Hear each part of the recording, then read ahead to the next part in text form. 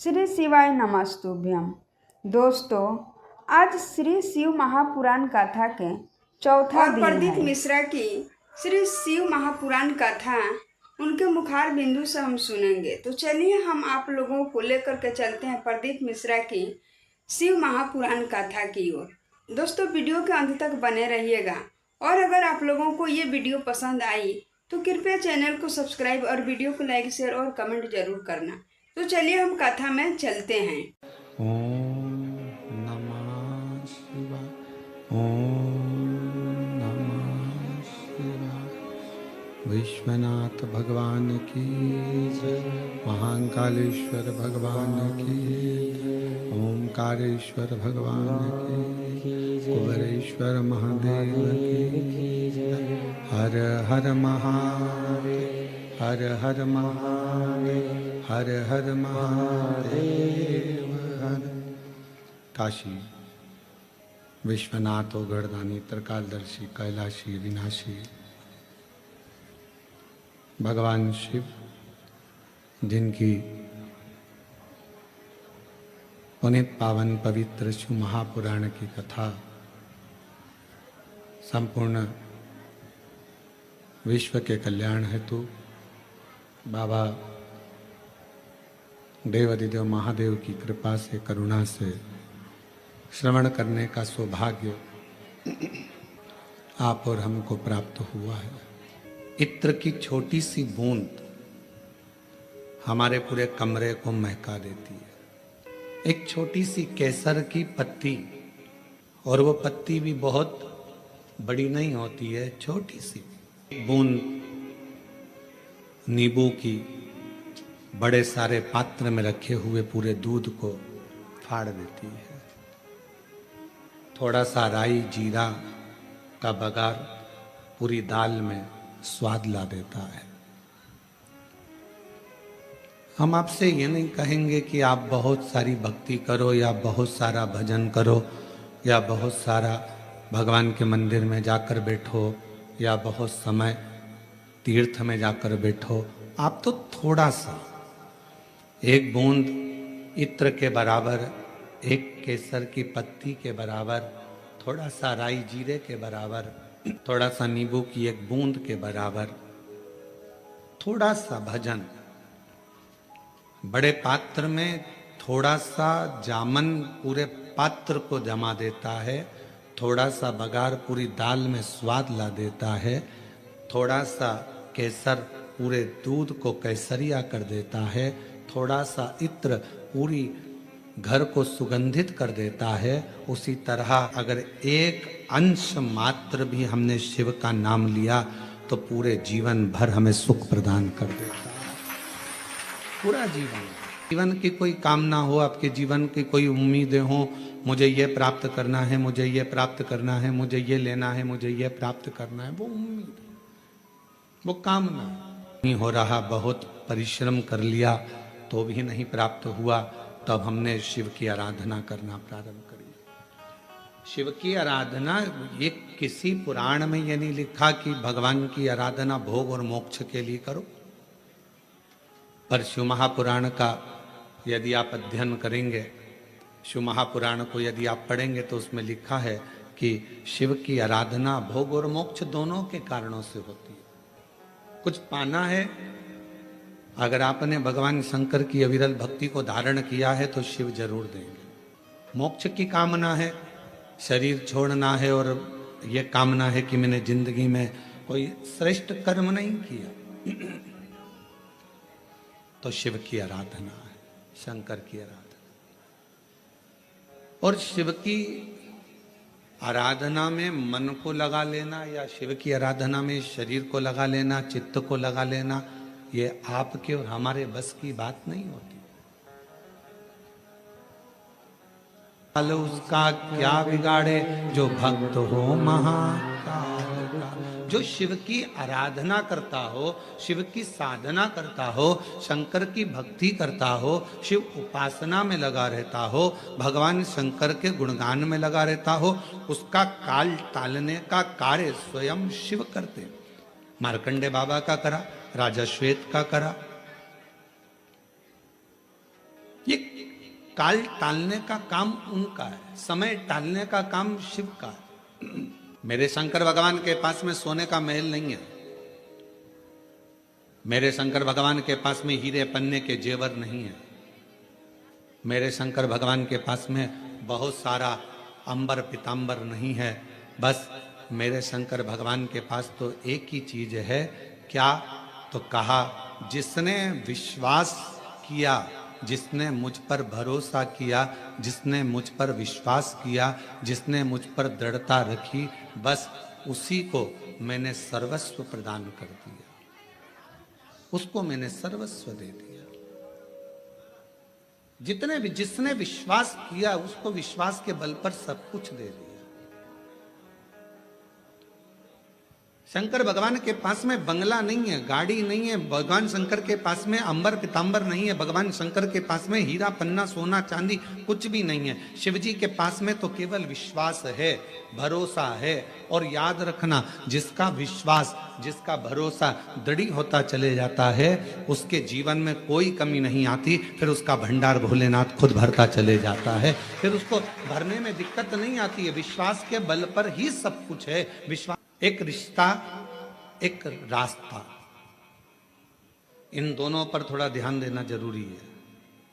जम के बोलो, क्या क्या? आवाज नहीं आई, फिर से बोलो। रिश्ता और रास्ता। रास्ते पर भी ध्यान देना जरूरी है और रिश्ते पर भी ध्यान देना जरूरी है। रिश्ते पर ध्यान नहीं दोगे तो रिश्ता छूट जाएगा। और आगे आप लोग बोलो, रास्ते पर ध्यान नहीं दोगे तो रास्ता छूट जाएगा, मार्ग भटक जाओगे। बड़ी दूर नगरी कैसे आऊं भोले बाबा, कैसे आऊं शंभू बाबा, देवघर नगरी बड़ी दूर नगरी। का दो क्रम स्मरण में रखना और इस पर निगाह रखना, एक रिश्ते पर निगाह रखना और एक रास्ते पर निगाह रखना। कभी भी छूट सकता। एक धर्म पत्नी को चाहिए कि अपने रिश्ते पर ध्यान रखे। पति से कोई ऐसा शब्द का संबोधन ना हो जाए जिससे ये रिश्ता टूट जाए। पति को चाहिए कि अपनी धर्म पत्नी से रिश्ते पर ध्यान रखना, रिश्ते पर निगाह रखना, ऐसा संबोधन ना हो जाए कि रिश्ता टूट जाए। आज के समय में रिश्ते पर ध्यान नहीं दिया जा रहा, बहुत कठिन है। आज के समय में रिश्ते ऐसे टूट रहे हैं कि जैसे फूल डाली पे से टूटता है। निवेदन है कि रिश्ते पर ध्यान देना जरूरी है, रिश्ते पर निगाह रखना जरूरी है। अगर रिश्ते पर निगाह नहीं होगी तो वो टूटता चले जाए, छूट जाएगा। रास्ते पर भी ध्यान देना जरूरी, रास्ता छूट जाएगा। और दोनों चीजों का एक सार तत्व है। शिव महापुराण की कथा कहती है कि रिश्ता शिव से अगर तुमने जोड़ा है, भगवान शंकर से अगर रिश्ता जोड़ा है। कई माताएं कहती हमारा मन, हम 1-1.5 महीना तो पानी चढ़ा लेते हैं, 1-1.5 महीने बाद हमारा मन उच्चिष्ट हो जाता है गुरुजी। हम कहीं चले जाते हैं तो फिर हमारा मन नहीं कर पाता मंदिर जाने का, हमारा मन उच्चिष्ट हो जाता है। शिव महापुराण की कथा कहती है, अगर आपने जिंदगी में एक बार भी जल चढ़ाना प्रारंभ कर दिया, तुम भले शंकर जी से रिश्ता तोड़ लो पर मेरा महादेव तुमसे कभी रिश्ता नहीं तोड़ेगा। शिव भक्त कावड़ चढ़ाने के लिए काशी में विश्वनाथ जी के यहाँ जाते हैं, वो सारनाथ जरूर जाते हैं। कौन है ये?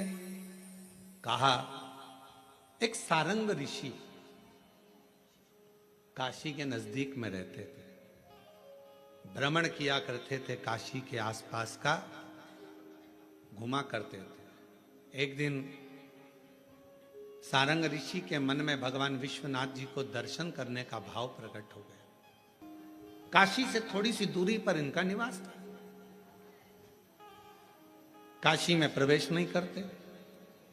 अब भगवान शिव की आराधना कर रहे, साधना कर रहे, और काशी में फिर इनके मन में आया कि भगवान नहीं दर्शन दे रहे, तो मैं काशी में जाऊंगा, पर शिव मुझे दर्शन दे, मुझे निमंत्रण दे तो मैं काशी में जाऊं।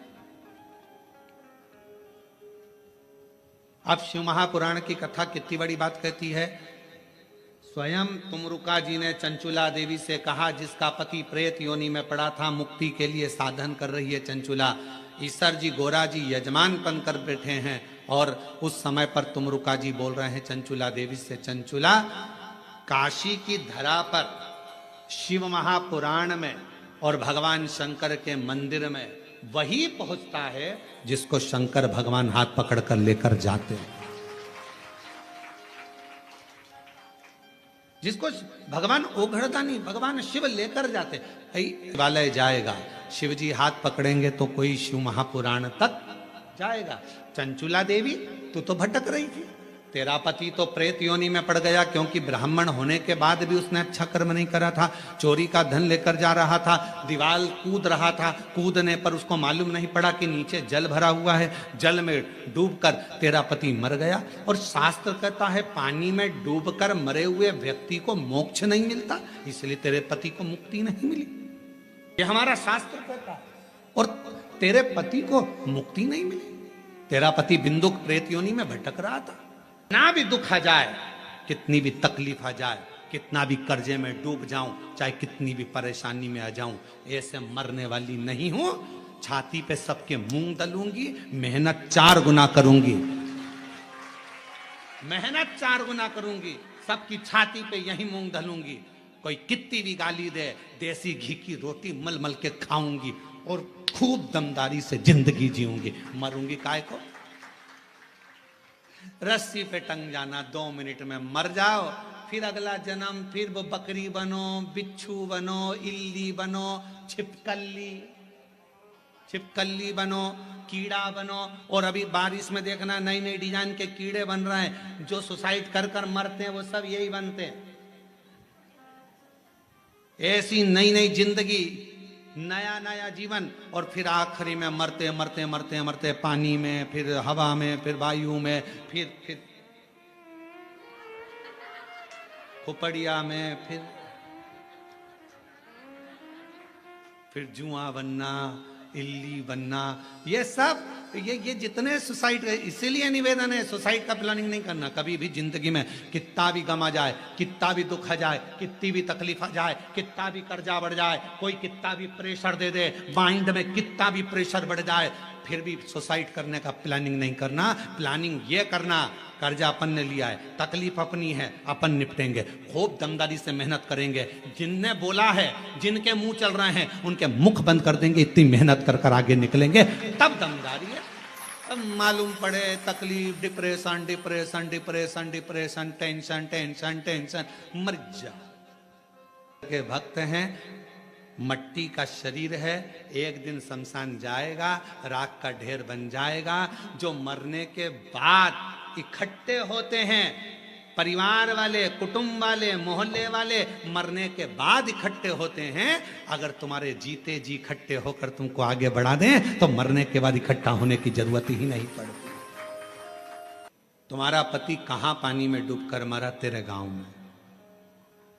तेरे गांव के लोग काशी में कथा दर्शन करने आ रहे थे, तो उन गांव के लोगों के साथ दर्शन करने काशी आ गए। चंचुला, तुझे नहीं मालूम, तू पहली बार काशी आई और तेरा मन शंकर में नहीं था, तो काशी में साड़ियां खरीदने आई थी, वस्त्र खरीदने आई थी कि यहाँ कुछ सामान अच्छा मिलेगा तो मैं खरीद। आज भी बनारस की साड़ियां बड़ी प्रसिद्ध हैं। तू तो वस्त्र लेने, आभूषण लेने आई थी, तू काशी में दर्शन करने नहीं आई थी। पर तेरा मन स्नान करने के बाद गंगा का बदल गया और तेरा चित्त विश्वनाथ की कथा में लग गया। एक क्षण की कथा तेरे कानों में पड़ गई। कहां कथा हो रही थी तुझको नहीं मालूम? चंचुला, चंचुला तो गंगा नहाकर घाट पर खड़ी थी और कहीं आवाज आ रही थी भगवान शंकर की, शिव महापुराण कथा की। उस आवाज को चंचुला ने सुन लिया। सुनते सुनती चंचुला धीरे धीरे आगे बढ़ी। घाट पर चढ़ते चढ़ते चंचुला का पांव फिसल गया, सिर में चोट लगी, चंचुला के प्राण छूट गए और चंचुला मां पार्वती जी की सहेली कैलाश में बन गई। केवल शिव महापुराण का थोड़ा सा शब्द गंगा का स्नान कर कर आगे बढ़ रही थी, कानों में किसी के मुख से शिव महापुराण का शब्द चले गया था और चंचुला तेरे प्राण छूट गए और तू मां पार्वती जी की सहेली बन गई। चंचुला विचार कर, कहाँ तेरा पति मरा, कहाँ उसका प्रेत योनि हुआ, कहाँ वो भटकता रहा, कहाँ तू काशी पहुंच गई, कहाँ तूने प्राण त्याग दिए और प्राण त्याग कर तू पार्वती जी की सहेली बनकर आज शिव महापुराण के यजमान बनकर कथा सुन रही। ईसर गोरा जी के साथ में, शिव पार्वती के साथ कौन लाया? और मेरे तेरे ही भरोसे हम उसके आश्रित हो गए, हम उसके भरोसे हो गए। उसने हमारा हाथ पकड़ लिया। चंचुला विचार करना, स्वयं तुमरुका जी कह रहे हैं, एक शिव महापुराण की कथा, दूसरी काशी नगरिया और तीसरी शिवालय, भगवान शंकर का मंदिर। जब तक शिव ना चाहे तब तक कोई शंकर के मंदिर नहीं जा सकता। शिव हाथ पकड़ कर लेकर जाते हैं। आज पूरे भारत में, पूरे विश्व में लोग शंकर के मंदिर में एक लोटा जल चढ़ाने के लिए बच्चा बच्चा, बूढ़ा व्यक्ति, जवान व्यक्ति, सब शंकर के मंदिर में अगर एक लोटा जल चढ़ाने जा रहे हैं तो जितने जल चढ़ाने वाले शिव भक्त हैं उनको मैं नमन कर कर कहता हूं कि आप बड़े किस्मत वाले हैं जो आपका हाथ शंकर जी ने पकड़ रखा है और मंदिर तक लेकर जा रहे हैं, शिवालय तक लेकर जा रहे हैं, शंकर की चौखट तक लेकर जा रहे हैं, भगवान अपने धाम तक लेकर जा रहे हैं। ये आपके ऊपर करुणा है, आपका रिश्ता पक्का है और तुम्हारी किस्मत को जरूर चमकाएगा, ये निश्चित है। वो शिव है। दोस्तों, जैसे कि आप लोग जानते हैं कि प्रदीप मिश्रा नए नए टोटके और टोटरम बताते हैं जो शिव महापुराण की अचूक होते हैं। तो चलिए आज हम देखते हैं कि शिव महापुराण में उनके बताए गए टोटके से कितने लोगों का फायदा हुआ है और कितने लोगों का मनोकामना पूर्ण हुआ है। तो चलिए आज हम उनके मुख से लोगों को पत्र की ओर चलते हैं और देखते हैं कि किनका मनोकामना पूर्ण होते हैं। एक पत्र है, देखिए। पति श्री रविशंकर नामदेव, पत्थरी पारा कोरवा के निवासी हूँ। कहीं बैठी हो तो हाथ हिला सकती हैं। पत्थरी पारा कोरबा की निवासी है। महाराज जी, हम चल नहीं सकते, दोनों पैरों से विकलांग हैं। मेरी शादी को 9 साल हो गए थे। डॉक्टर ने कह दिया था कि मेरे पांव के कारणवश मुझे संतान का सुख नहीं होगा। गुरुदेव, जिन जिन डॉक्टरों को दिखाया सबने एक ही बात कही कि तुम मां नहीं बन सकती, तुम्हारे संतान का सुख नहीं होगा। हम लोग टूट चुके थे। गुरुदेव, तब किसी के कहने पर शिव जी को अपना पिता मान लिया। और आप कहते हो ना कि शंकर को अपना पिता मान लो, तो हमने शंकर को अपना पिता मान लिया। शिव जी से ही सब बात कहने लगे। गुरुदेव, बाबा भोलेनाथ से कहती, अगर मैं कितनी भी पापी हूं ना बाबा, पर मेरी गोद जरूर भर देना। दुनिया के लोग बहुत ताना देते हैं बाबा। एक तो पांवों से विकलांग हूं, दूसरा संतान नहीं। लोग अपशब्द पर अपशब्द कहेंगे। बाबा कुछ कृपा करिए, करुणा करिए, दया करिए। और शिव जी ने ऐसी करुणा करी गुरुदेव, 9 साल के बाद बाबा ने मेरी झोली भर दी और 9 साल के बाद मेरी जैसे विकलांग को भी बाबा ने संतान दी।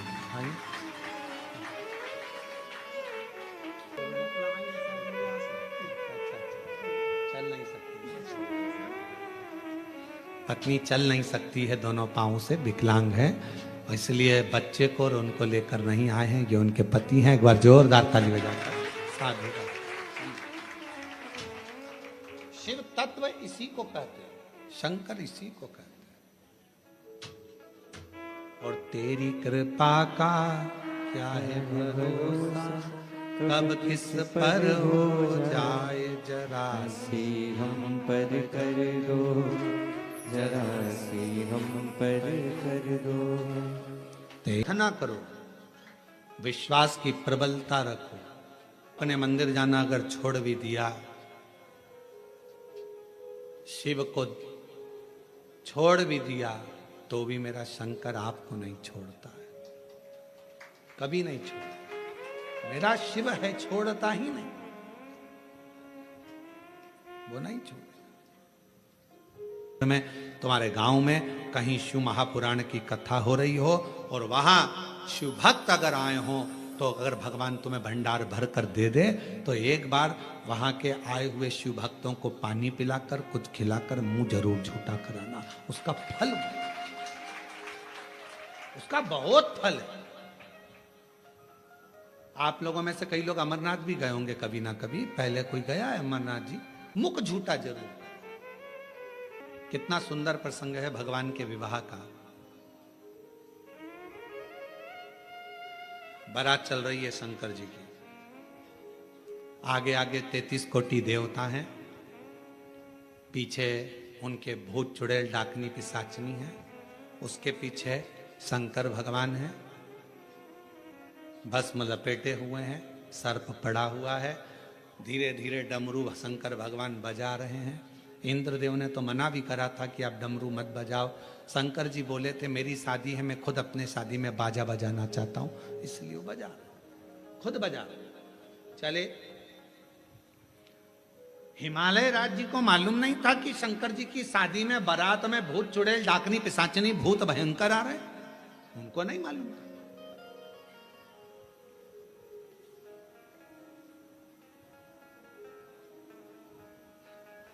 छज्जे में बहुत सारी हिमालय राज के नगर की सारी स्त्रियां बारात देखने के लिए सिर पे पल्लू ले लेके खड़ी हो गई। अपने यहाँ भी बारात आती है तो अपन खुश होके देखते हैं, अरे हमारे पड़ोसी के लड़के की लड़की की बारात आ रही है, कितने सुंदर बाराती हैं। बारात देखने के लिए पूरा हिमालय राज की नगरी खड़ी हो गई। आगे आगे भगवान नारायण चल रहे थे, उन्होंने इंद्रदेव से कहा इनको मना करो, सब अंदर चली जाएं, अगर ये अंदर नहीं गई तो ऊपर चली जाएंगी, इनको बोलो ये सब चली जाएं। इंद्रदेव ने अपने अपने गणों को भेजा, सबको समझाया अंदर जाओ, पर कोई जाने को तैयार नहीं। बाराती इतने सुंदर हैं तो दूल्हा कितना सुंदर होगा, उसको देखे बगैर हम तो नहीं जाएंगे। इतने में ब्रह्मा जी ने कहा दूल्हे तक पहुंच पाओगी तब तो। दूल्हा और बाराती के बीच में कुछ और भी भरे हुए हैं, वो चुड़ैल डाकनी पिशाचनी और भी, तुम वहां तक पहुंचोगी तब तो दिख पाओगी ना। पर कोई मानने को तैयार नहीं था, और जब मानने को तैयार नहीं, बारात तो निकल गई। बारात निकलने के बाद एक भयंकर भूत जिसके 12 पांव, मुख था ही नहीं, 12 हाथ और गर्दन में से जिभ्या निकल रही थी, हिल रही थी, और उसने अपनी जीवान को जो फेंका, इधर की सारी माताएं जितनी खड़ी थी सजदर चली, इधर से इधर की सब बेहोश हो गई। इनके घर का एक बुजुर्ग आया, बुजुर्ग ने आकर निवेदन करा, आप बाबा के बाराती हो, सबका दर्शन करना है बाबा को, सब बेहोश हो जाएंगे तो दर्शन कैसे करेंगे, आप कृपा करो, मैं क्या आदर करूं, क्या सम्मान करूं। घर का बुजुर्ग निकल कर आया और हाथ जोड़कर कहा ये सारे घर आपके हैं, आप जो पाएं जहां रुकें वहां रुकें, पर इन सबको होश में तो आन दो। तब पीछे से गण ने जाकर शिव जी से प्रार्थना करी, बाबा हमें देखकर सब बेहोश हो जा रही हैं, पर आपका रूप देखें, ऐसी करुणा करो। शिव जी ने डमरू बजाकर सिर पर रखी हुई गंगा की धार को घुमाना प्रारंभ करा। जिस पर पानी पड़ता था वो गंगा की धार से उठकर बैठ जाता था और बड़ी आनंदता से शिव का दर्शन किया करता। सारंग ऋषि ने एक नियम बना लिया, मेरे काशी में कोई प्रवेश करेगा उसका जल में पिलाऊंगा, काशी में कोई प्रवेश करेगा भोजन में कराऊंगा, काशी में कोई प्रवेश करेगा उसकी सेवा में करूंगा। कोई नगर में प्रवेश करे, बाहर दूर दूर से अगर कोई शिव भक्त अगर कभी योग लग जाए, शंकर के भक्त यदि जिंदगी में कहीं आपको मिलते हैं तो प्रयास करना उन शिव भक्तों की सेवा करने का, यदि मौका मिले तो अवश्य सेवा करें, अवश्य। एक बार भगवान शंकर का दर्शन करने के लिए सारंग ऋषि तप करने के लिए बैठ गए, पर मेरे ओघड़दानी मेरे शंभु भगवान नहीं आए, शंकर भगवान नहीं आए। सारंग ऋषि को मालूम पड़ा शिव जी आते नहीं है, तो सारंग ऋषि ने उसी समय पर भगवान शिव की तपस्या को छोड़कर मां जगत जननी अम्बा जगदम्बा की तपस्या करना प्रारंभ करी और पार्वती जी को अपनी बहन मान ली। मां जगत जननी पार्वती को अपनी बहन मान ली। रिश्ता किसे कहते हैं? अभी हमने कहा कि कुबेरेश्वर धाम सीहोर अगर आओ तो ये सोचकर आना कि आप अपने पिता के घर आ रहे हो, मायके आ रहे हो। ले भाई कभी तुम्हें कुछ दे कि नहीं दे, रिश्तेदार तुम्हें कुछ दे कि नहीं दे, चाहे बेटी कैसी भी हो, दामाद कैसा भी हो, पर माता पिता बिना दिए अपने घर से भेजते नहीं। माता पिता एक ऐसे हैं जो दिए बिना नहीं भेजते। तो सारंग ऋषि ने विचार कर लिया, पार्वती जी को मैं अपना बहन बना लेता हूं, और पार्वती जी को बहन बनाने के लिए रक्षा सूत्र साथ में रखकर, रक्षा सूत्र को रखकर बैठ गए पार्वती जी को बहन बनाने के लिए। पर मां जगत जननी आई। समय बीत गया। एक दिन माता के मन में भाव उत्पन्न हुआ, पूछूं तो सारंग ने मुझे बहन बनाया है, जाती हूं। सारंग के पास पहुंची मां, रक्षा सूत्र को उठाकर सारंग ने कहा, मां मेरे हाथ में बांध दीजिए। माता ने रक्षा सूत्र सारंग के हाथ में बांधा। मां दीदी शिव का दर्शन करना, शिव का दर्शन, ठीक है। पार्वती जी ने कहा, यदि तुम शिव भक्तों की सेवा करते हो तो शंकर के दर्शन में देरी नहीं होगी, पर तुम तो गोंद की तरह चिपके हुए हो, बिल्कुल शिव की आराधना में उठते ही नहीं हो, मुझे शिव का दर्शन कर। ठीक है। पार्वती जी ने बाबा देवादिदेव महादेव से कहा, एक सारंग ऋषि है, तप करता है, आपका भजन करता है, आपका स्मरण करता है, मंत्र जाप करता है, चलिए उसके पास चलिए, उसको दर्शन दीजिए। शिव जी ने कहा, ठीक है पार्वती, अगर तुम कह रही हो तो मैं दर्शन देने को तैयार हूं। भगवान शंकर आज सारंग ऋषि के सम्मुख में प्रकट हो गए। प्रकट होकर कहा शिव जी ने, चलो हमारे साथ काशी में प्रवेश करो। बाबा काशी में तो प्रवेश कर लूंगा, मना नहीं, पर निवेदन ऐसा है, आज आपने मुझे जो दर्शन दिया है बाबा, इतनी करुणा करना, इतनी कृपा करना बाबा। काशी में मैं जहां रहूं, जिस स्थान पर रहूं और जिस स्थान पर मैं रहूं, उस स्थान पर आपका दर्शन मुझे होता रहे बाबा। दुनिया का कोई भी व्यक्ति जिस स्थान पर मैंने आपका दर्शन करा, इस स्थान पर आए तो उसकी मनोकामना पूर्ण हो जाए, ऐसी कृपा कर देना। दोस्तों, श्री शिव महापुराण की कथा में हम आगे की ओर चलते हैं और जानते हैं प्रदीप मिश्रा की श्री मुखार बिंदु से शिव महापुराण की कथा। तो चलिए हम कथा में आगे। और कितना सुंदर कहा है, मंदिर बनाया तो अपने लिए नहीं, सर्व जगत के लिए बनाया। सारंग ऋषि ने अगर मांगा भगवान शिव से, सर्व जगत के हित के लिए मांगा, सर्व जगत।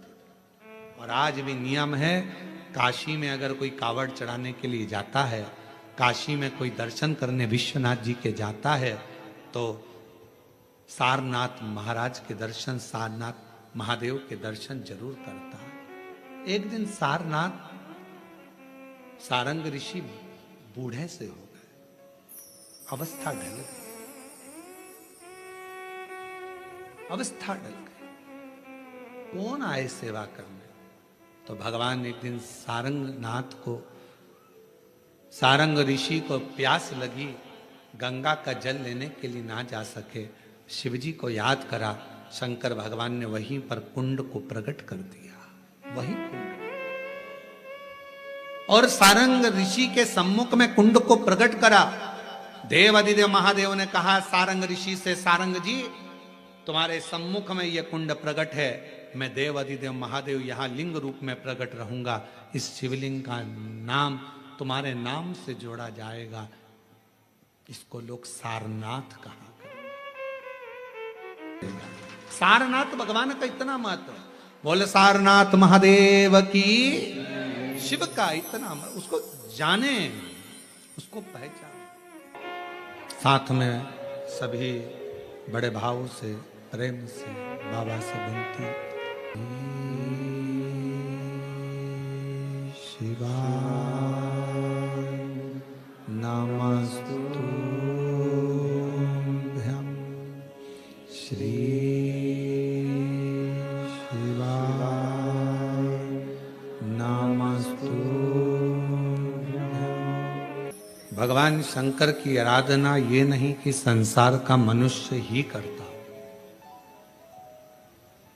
एक शिव और एक गुरु,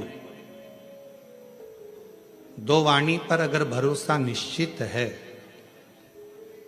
तो ये मानकर चलो कि भगवान शंकर आपके जीवन में कभी तकलीफ आने ही नहीं देगा। एक शिव की वाणी, एक गुरु की वाणी। पर कभी कभी ऐसा योग बन जाता है, एक बार नंदी के सम्मुख में कैलाश धाम पर भगवान शंकर विराजमान थे, नेत्र बनते, साधना में डूबे हुए थे।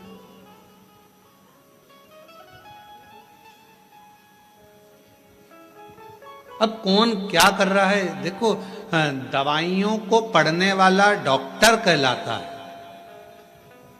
और तन्हाइयों को पढ़ने वाला देव अधिदेव महादेव कहलाता है। जो दवाइयां पढ़ ले वो डॉक्टर है, दवाई पढ़ लेगा डॉक्टर, दवाइयां अपने हिसाब से दे देगा डॉक्टर, पर तुम्हारी भीतर की जो तन्हाई है, तुम्हारे भीतर का जो दर्द है, तुम्हारे भीतर की जो तकलीफें हैं, दुख है, कष्ट है, किससे कहो। कई कई माताएं तो ऐसी भी होती हैं, भाई पत्र लिखती हैं, कहे गुरुजी हमारे घर में अभी इनकी तबीयत ठीक हुई, फिर ससुर की तबीयत खराब हो गई, देवर का हो गया, देवरानी का हो गया, सास की हो गई, मेरी हो गई, बच्चे बीमार पड़ रहे हैं, कहीं कोई बीमार पड़ रहा, कोई बीमार पड़ रहा, एक ना एक घर में बीमार पड़ते ही रह रहे हैं, कोई ठीक रह ही नहीं पा रहा। गुरुदेव हमारे घर में कोई दोष हो गया क्या, या हमारे पूजन के कक्ष में कोई तकलीफ हो गई, या हमारे घर में पितृदोष हो गया, वास्तु दोष हो गया, काल सर्प दोष हो गया, एक बीमार पड़ता एक ठीक होता, फिर बीमार पड़ता फिर ठीक होता, फिर बीमार पड़ता फिर ठीक होता। शिव महापुराण की कथा कह रही है, शंकर भगवान का चरित्र कह रहा है। सावन के महीने में प्रदोष का जो दिन आए, 2 प्रदोष श्रावण के महीने के 2 प्रदोष पड़ेंगे, किसी भी प्रदोष पर एक पीपल के पत्ते पर कनेर का पुष्प अपने घर के अंदर रख लीजिए प्रदोष के एक दिन पहले, और प्रदोष वाले दिन उसको बहते हुए पानी में डाल दीजिए। जिंदगी में जो तुम्हारे यहाँ तकलीफ चल रही है, एक उठ रहा है, एक बैठ रहा है, एक बीमार पड़ रहा है, एक ठीक हो रहा है, फिर बीमार पड़ रहा है, फिर ठीक हो रहा है, ये ठीक हुआ, फिर इसको हो गया, फिर इसको कुछ हो गया, फिर किसी को कुछ हो गया, अर्थात शिव का नाम लेकर। और फिर ही ध्यान देना, इस क्रम को करने के लिए आपको तुम रुकेश्वर महादेव का नाम लेना पड़ेगा। कौन से महादेव का नाम बोलना है? तुम रुकेश्वर महादेव, जिन्होंने भगवान शंकर की अविरल भक्ति को धारण करा। एक प्रसंग बड़ा सुंदर आता है, शिव गुरु की वाणी का प्रसंग। मेरे भगवान ओघड़दानी बैठे हुए थे कैलाश पर, थोड़ा असुरों का आगमन हुआ। अब नंदी समझ नहीं पाए कि यह असुर क्यों आए।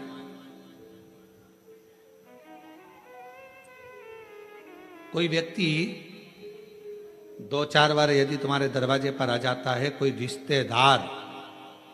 रिश्तेदार बार बार फोन लगाता है, बार बार तुम्हारे दरवाजे पर आता है, तो तुमको तुम्हारे घर की पत्नियों जरा बहुत चतुर होती, तुरंत कह देती बार बार क्यों आ रहा है ये, इतने साल से तो कभी नहीं आया, ये बार बार क्यों आ रहा है। धर्म पत्नियां बड़ा एकदम तुरंत सोच लेती, तुरंत आखिर बात क्या। पर पति उनको समझाते हैं, तेरे को क्या करना, आन देना, दिक्कत क्या है, मुझे सब मालूम है, कर्जे में हो गया होगा इसलिए तुमसे लेने आ रहा होगा, इतने दिन से तो तुम्हारी याद नहीं आई, इतने दिन से तो कभी याद नहीं किया, इतने दिन से तकलीफ में कभी, अपन तकलीफ में तो कभी नहीं आया।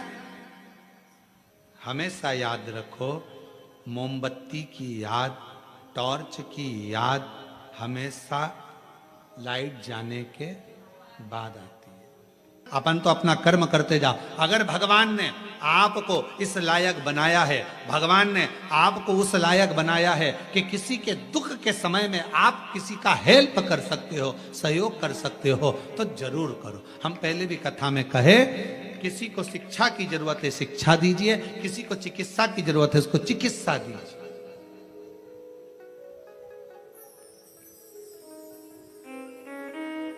बन सके कुछ अच्छा करने का प्रयास बन सके। शिव जी बैठे थे नेत्र बंद करे हुए, असुरों का आगमन हो गया कैलाश पर। पहली बार असुर और कैलाश पर। हमेशा असुर तो बैकुंठ की चाह रखते हैं, असुर तो स्वर्ग की चाह रखते हैं, और कैलाश पर पहली बार असुरों का आगमन। पहली बार असुरों का आगमन और वो भी कैलाश पर। बड़ा आश्चर्य था। शिव जी बैठे थे नेत्र बंद करके। भगवान शंकर को मालूम था क्यों आए। मां जगतजननी भी मुस्कुरा रही थी, उनको भी मालूम था कि क्यों आए हैं, क्यों आए।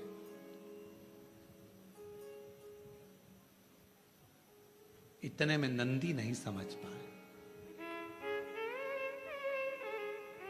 नंदी को क्रोध आ गया। अब कौन समझाए नंदी बाबा को कि भाई शंकर का धाम तो एक ऐसा धाम है, भूत प्रेत नित करे चाकरी, सबका यहां गुजारा।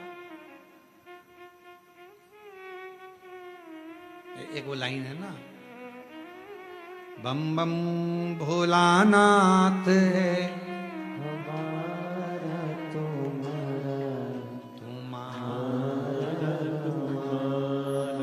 भूत प्रेत नित करे चाकरी, सबका यहाँ गुजारा।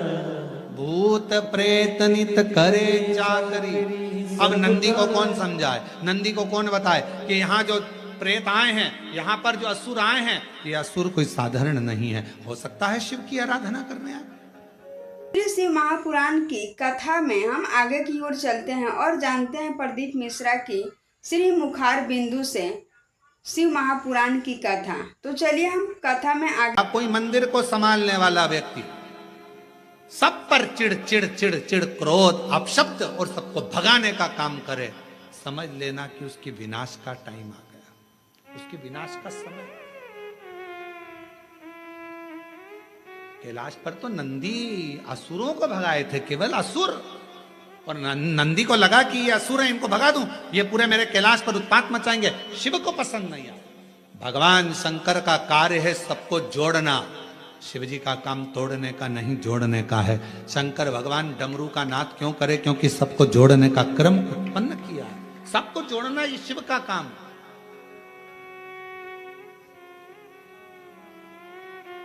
और कोई शंकर भगवान के करीब में आ जाए, शिव जी के पास में आ जाए और मालूम पड़े कोई व्यक्ति आए, चलो निकलो यहां से, बाहर जाओ, क्या कर रहे हो, चलो जाओ चलो जाओ।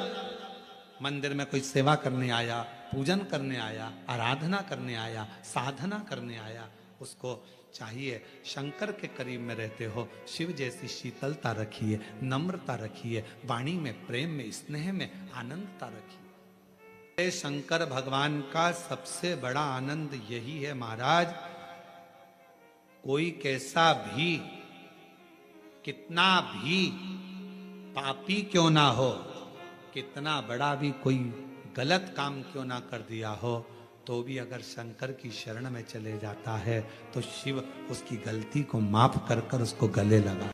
भगवान से एक बात कहते रहिए करो, बाबा मोबाइल कंपनी वालों ने एक काम सबसे अच्छा करा है, बैलेंस खत्म होता है तो 2 दिन पहले से मैसेज आना चालू हो जाते हैं।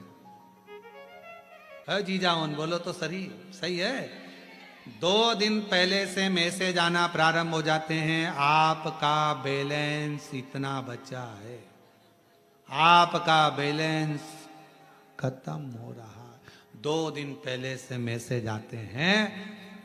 बाबा से प्रार्थना करना, जब हमारा अंतिम समय हो तो 2 दिन पहले से मैसेज कर देना।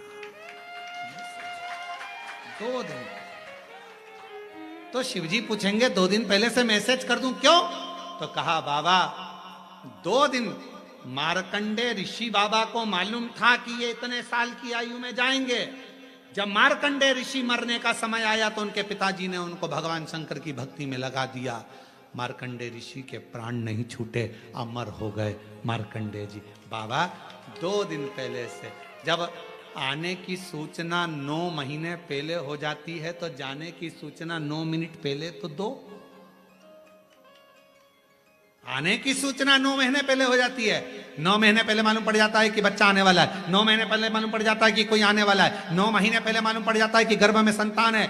आने की सूचना जब तू 9 महीने पहले दे देता है तो जाने की सूचना भी 9 मिनट पहले तो दे। अगर 9 मिनट पहले भी देगा तो हम बोल लेंगे श्री शिवाय नमस्तुभ्यं, श्री शिवाय नमस्तुभ्यं, श्री शिवाय नमस्तुभ्यं, श्री शिवाय नमस्तुभ्यं।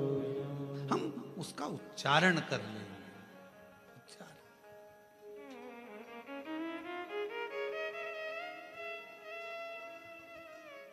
थोड़े समय पहले मोबाइल का बैलेंस खत्म हो रहा है, खत्म।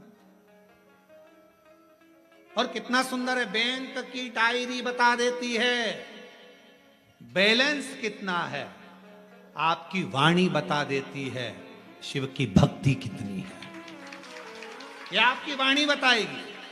बैंक की डायरी बता देगी कि बैलेंस कितना है। आपकी वाणी, बहुत बड़े, आप बहुत बड़े उपासक बनकर बैठ गए, बहुत बड़े महात्मा बनकर बैठ गए, बहुत बड़े बनकर बैठ गए, आपकी वाणी बताएगी कि आपकी भक्ति कितनी प्रबल है। अगर आपको क्रोध आ रहा है, चिड़चिड़ प्रवृत्ति है, बद्दुआ दे रहे हो, अपशब्द कह रहे हो, जरा जरा सी बात में चिढ़ रहे हो, जरा जरा सी बात में क्रोध कर रहे हो, कुछ ना कुछ आपके मुख से अपशब्द निकल रहा है, आपकी वाणी में मालूम पड़ जाएगा कि आपकी भक्ति कितनी प्रबल है, कितनी प्रबल भक्ति।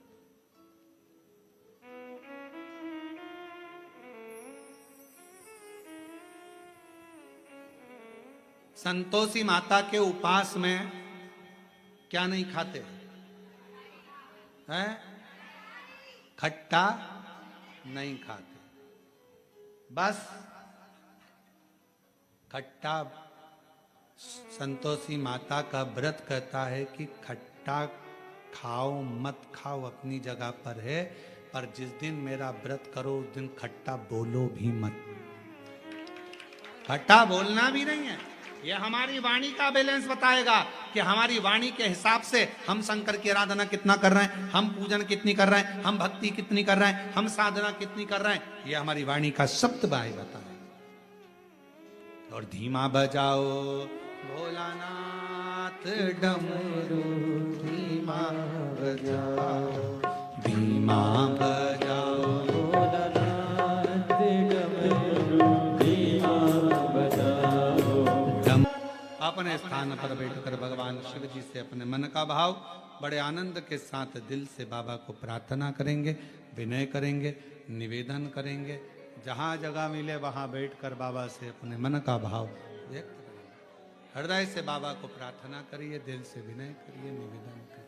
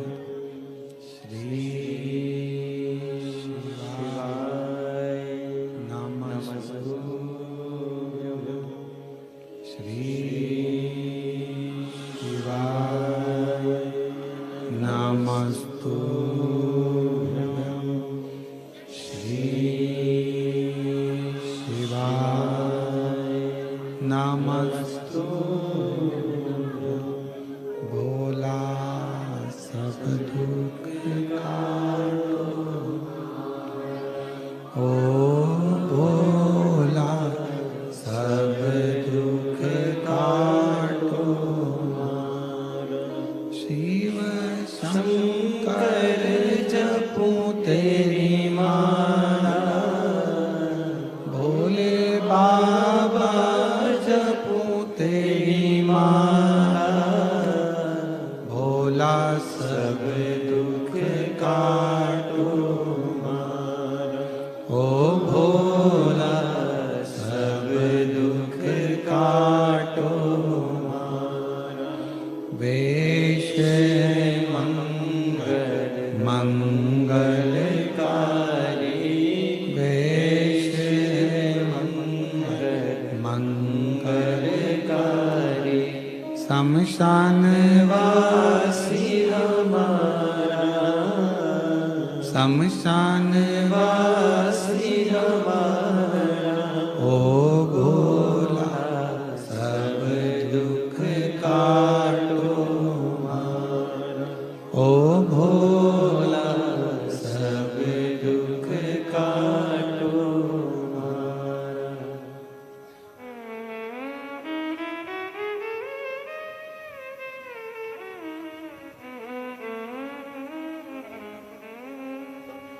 बाबा देवदत्त महादेव भगवान गढ़दानी भगवान शंकर की पवित्र कथा कह रही है। शिव महापुराण की कथा वर्णन कर रही है। नंदी को भगवान शिव ने कह दिया कि तुम इस मेरे पास से दूरी रहोगे, मैं मंदिर के अंदर तो तुम मंदिर के बाहर। क्यों? भक्त को जोड़ना एक भक्त शिव भक्त का कार्य होता है। एक प्रसंग श्रीमद् भागवत कथा में आता है।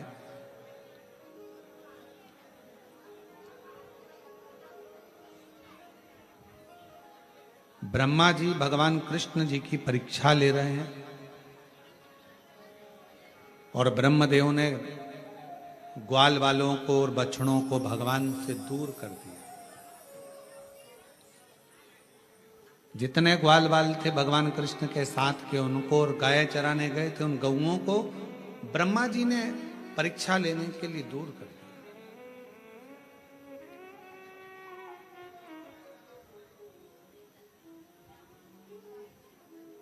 अब वो भगवान को मालूम पड़ा कि मेरे ग्वाल वाल, मेरे गौएं सब ब्रह्मा जी ले गए। भगवान ने अपने ही अंश से ग्वाल वाल को भी प्रकट करा, गौ माता को भी प्रकट करा। ब्रज में घर घर में भगवान के अंश से निकले हुए ग्वाल वाल और गौएं सब सेवा ले रहे। ब्रह्मा जी को भगवान कृष्ण ने क्षमा नहीं करा। अब ब्रह्मा जी क्रोध करे, परीक्षा ली। इंद्र ने भी क्रोध करा, परीक्षा ली। इंद्रदेव ने जल वृष्टि करी, इतना पानी इतना पानी इतना पानी गिराया। आखिरी में इंद्र को भगवान कृष्ण ने क्षमा कर दिया।